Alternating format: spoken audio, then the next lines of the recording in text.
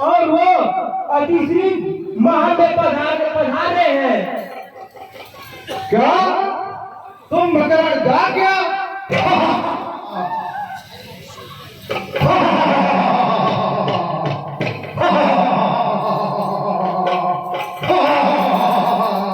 अब तो लंका में उत्सव ही उत्सव होगा।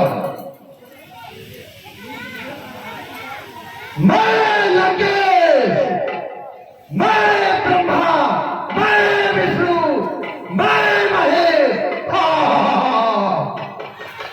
मतलब को बिना भूल की छत पे भेजो, मैं उससे वहीं मिलूंगा।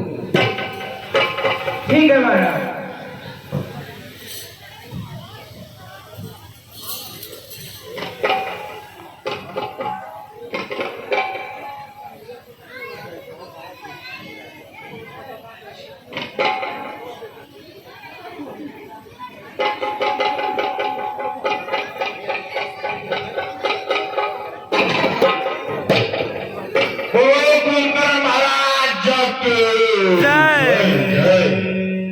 प्रणाम भैया। दीर्घायु हो। महाराज, मुझे जो सेनापति विरूपाक्ष ने सुनाया है, क्या वह सत्य है कि इस समय लंका पर वानर सेना ने चढ़ाई कर दी है और लंका के इर्द घेरा डाल दिया है और लंका पर संकट के बादल छाए हुए हैं? हाँ का इस समय लंका पे संकट का बादल है, इसीलिए तुम्हें और समय में ही जगाया गया। अब हम सबका ध्यान तुम्हारे पे ही केंद्रित है, क्योंकि शत्रु ने अल्प समय में ही हमारे प्रमुख प्रमुख योद्धाओं को मार दिया। जब तक स्थानों से राक्षस हमारी सहायता के लिए नहीं आ जाते, तब तक बची खुची सेना से लंका का सुरक्षा असंभव प्रतीत होता है। लंका का कोष भी खाली हो गया है, इसलिए तुम्हारा युद्ध भूमि में जाना आवश्यक हो गया। इंद्रजीत से कुछ नहीं हुआ? जब मैं स्वयं राम का कुछ नहीं कर सका तो इंद्रजीत क्या? इसलिए इंद्रजीत का अभी तक हम युद्ध भी नहीं भेजे। क्या आप स्वयं रणभूमि में गए थे? हाँ, बृहद और मकराज के मारे जाने के बाद हमने ये सोचा शत्रु छोटे मोटे योद्धाओं के बस में आने वाला नहीं है, इसलिए हमने ये सोचा कि खुद युद्ध में जाके शत्रु का समूल विनाश कर दूंगा। परंतु जितना हमने शत्रु को निर्बल सोचा था, शत्रु उतना निर्बल नहीं निकला। शत्रु ने युद्ध में हमारा सारा अस्त्र वस्त्र काट के हमें निहत्था करके अपमानित करके यह कहकर छोड़ दिया, जा रावण, हम निहत्थे का वध नहीं करते। और तुम थके हुए हो। शत्रु अगर युद्ध में हमारा वध कर देता तो हमारी कीर्ति तीनों लोग चौदह भवन में वैसी वैसी बनी रहती, परंतु उसने हमें अपमान किया और यह कहकर छोड़ दिया, जा रावण, इससे आज पूरा संसार हम पे हंसता होगा और सीता भी हमारी उपहास कर रही होगी। इसलिए तुम मेरे भाई, आज तुम्हें अपने भाई का अपमान का बदला उन बानरों और मानवों का भक्षण करके लेना होगा। तुम्हें युद्ध करना होगा, राम से अपने भाई के अपमान का बदला लेना होगा। जाओ युद्ध करो। तीनों लोगों का विजेता रावण, जिसके आगे शस्त्रहीन, श्रीहीन और मानहीन होकर भी रह गया, उस पर भी आपने इस बात पर ध्यान नहीं दिया कि वास्तव में श्री राम कौन है। शत्रु को श्री राम के संबोधित मत करो। महाराज, आंखें बंद कर लेने से सूर्य का प्रकाश लोप नहीं हो जाता। जो तीनों लोगों के स्वामी है, स्वयं श्री नारायण, उन्हें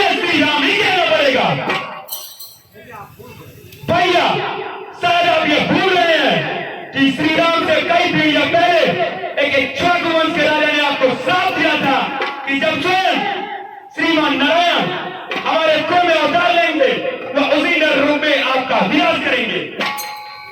नारद की भी बात भूल गए भैया, जो उसने मुझे बताई थी। अयोध्यापति दशरथ के घर विष्णु ने राक्षसों का विनाश करने के लिए जन्म ले लिया है। ब्रह्मा की भी बात भूल गए, फिर भी आपने महारानी सीता का हरण कर रहे हैं, जो स्वयं लक्ष्मी का अवतार है।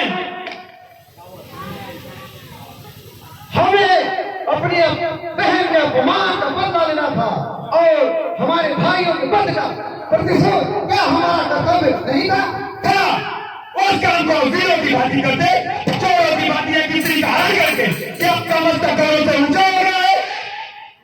सुप्रेखा मेरी भी तो बहन थी, आज मुझे जिन प्रकार उठाया है उस दिन यह नीम कार्य करने से पहले जगा दे तो मैं आपको बताता प्रतिशोध कैसे लिया जाता है। राजा के लिए उचित भी नहीं या आवश्यक भी है कि वह हर महत्वपूर्ण काम अपने परम विद्वान सच्चे मंत्रियों के परामर्श से ही करे।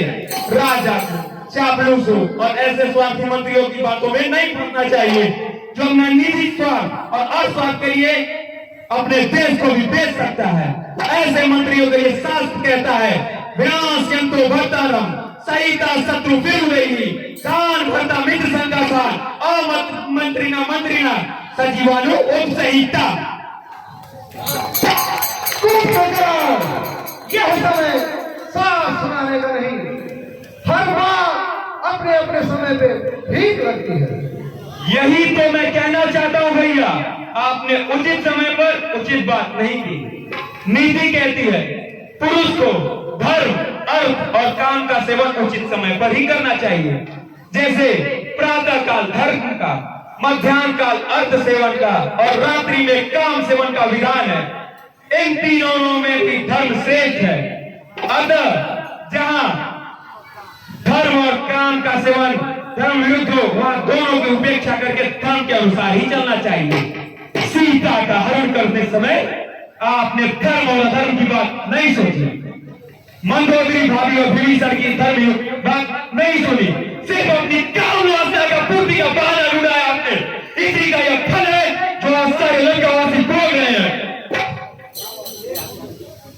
एक गुरु और आचार्य की भांति हमें ज्ञान दे रहा है तो जाओ जाके फिर से सो जाओ, हमें तुम्हारी कोई आवश्यकता नहीं। इस समय संकट का समय है और संकट के समय तुम्हारा क्या कर्तव्य है वह बतलाओ। बुद्धिमान व्यक्ति बीते हुए समय की सोच नहीं करते, कर्मयोगी भविष्य की चिंता नहीं करते। माना कि हमने भ्रम से नारायण को नहीं पहचाना, माना कि अपने चित्त के मोह में सीता का हरण कर लाया, और हम यह भी मानते हैं कि अपने गौरव अहंकार के बल पे किसी का परामर्श नहीं सुना, तो यह सब बातें करने से समय पीछे तो नहीं मुड़ जाएगा। अरे तुम हमें शास्त्र सिखा रहे हो, शास्त्र में तो यह भी लिखा है भाई अगर अपराधी हो, भाई अगर पापी हो तो संकट के समय जो भाई का साथ दे वही भाई कहलाने योग्य है। अरे अपराधी को तो सब ज्ञान दे सकते हैं, परंतु संकट के समय जो उसका साथ दे वही तो भाई है। यह समय, इस समय, इसी क्षण तुम्हारा क्या कर्तव्य है वह बतलाओ। रावण के कारण समूची जाति राक्षस का विनाश हो जाए, क्या तुम्हें यह स्वीकार है?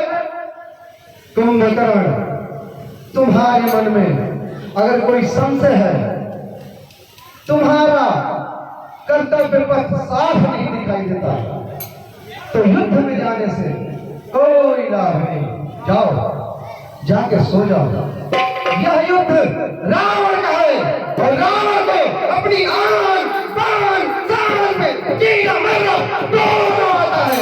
जाओ।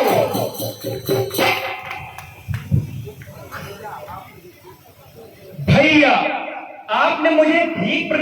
समझा नहीं। मैंने जो कहा एक सच्चा हितैषी होने के नाते कहा, यह मेरा अधिकार भी था और कर्तव्य भी। मैं तो छोटा भाई हूँ, छोटे भाई का एक ही धर्म है, जब तक वह जीवित है और स्वस्थ है तब तक बड़े भाई को कोई कष्ट नहीं होना चाहिए। यदि छोटे भाई के जीते जी बड़ा भाई संकट में फंस जाए तो छोटे भाई पर धिक्कार है। छोटा भाई मित्र भी है और सेवक भी। कुंभकर्ण, हमें तुम पे गर्व है, तुम राक्षस जाति की नाक हो। भैया अब आप युद्ध की चिंता भूल जाइए। मैं उन वनवासियों और वनवासियों के सर लंका की गली कूचों में तेल की भांति लुढ़काता हुआ लेकर आऊंगा। जिनके प्यारे संबंधी इस युद्ध में मारे गए हैं वह भी आकर एक एक ठोकर मार सके। परंतु क्या? यदि वह सचमुच भगवान है तब भी मैं पीठ नहीं दिखाऊंगा। अपने भाई की आन के लिए रणभूमि में लड़ता हुआ मर जाऊंगा, यह मेरा वचन है। कुंभकर्ण, मृत्यु की बात क्यों करते हो? युद्ध की बात करो, युद्ध में विजय की बात करो। हमें यह विश्वास है तुम अवश्य विजयी होगे। हम अभी सेनानायक को आदेश देते हैं तुम्हारे साथ जाने के लिए चतुरंगी सेना तैयार किया जाए। नहीं भैया, मुझे सेना की कोई आवश्यकता नहीं।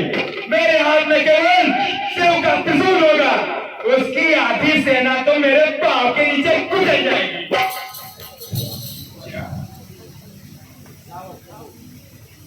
कहो भैया, यदि मैं रणभूमि में मारा गया तो समझ लेना उनको इस पृथ्वी पर जीतने वाला कोई नहीं बचेगा। अगर चाहते हैं कि आपका समूल विनाश ना हो, तब यदि मैं युद्ध में मारा गया तो आप प्रभु श्री राम की शरण में चले जाइएगा, जिससे आपका राज अखंडक हो जाए। प्राणी जब अपने कुटुंबजनों के साथ ऐश्वर्य भोगता है तो वह प्रसन्न होता है, परंतु तुम जैसा जब भाई नहीं रहेगा तो रावण को ये तीनों लोगों का राज किस काम का? भाई के बेटे अपने बेटे मरवा के रावण यह राज्य का सुख कैसे भोग सकेगा? तुम कर्ण मेरे भाई मृत्यु की बात क्यों करते हो? युद्ध की बात करो, युद्ध में विजय की बात करो। जाओ जाके युद्ध करो, हमें पूर्ण विश्वास है तुम अवश्य विजयी होगी। प्रणाम भैया, मुझे आशीर्वाद दीजिए। विजयी हो।